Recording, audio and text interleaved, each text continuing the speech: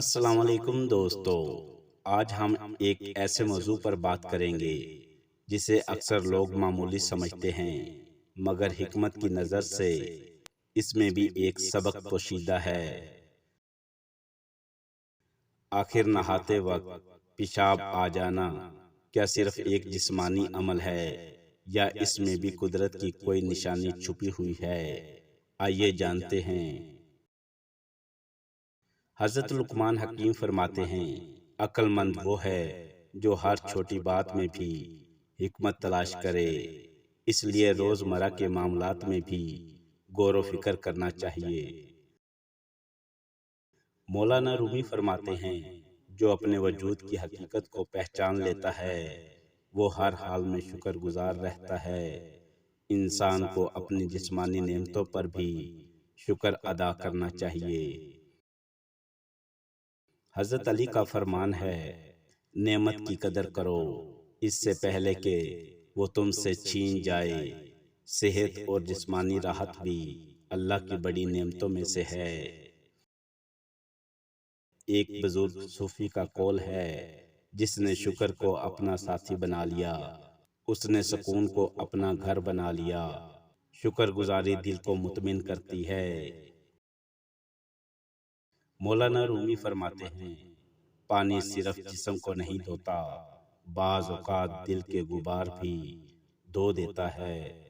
اس لیے پاکیزگی کو صرف ظاہری نہیں بلکہ باطنی بھی بنائیں۔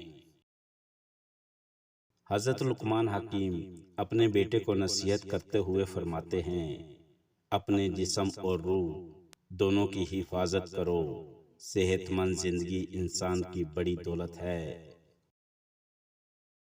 حضرت علی فرماتے ہیں، علم سے پہلے ادب اور عمل کو اختیار کرو۔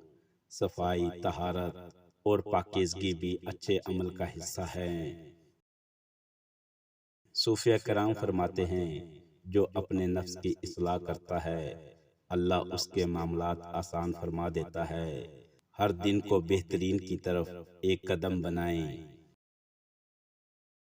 مولانا رومی فرماتے ہیں، ہر لمحہ اللہ کی طرف سے ایک پیغام ہے، بس سمجھنے والی نظر چاہیے۔ اپنی روزمرہ زندگی میں بھی اللہ کی نعمتوں کو پہچانیں۔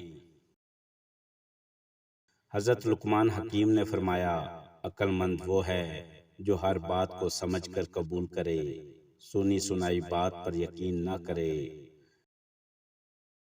مولانا رومی فرماتے ہیں، سچائی وہ روشنی ہے جو انسان کو وہ دکھاتی ہے جو حقیقت میں موجود ہو۔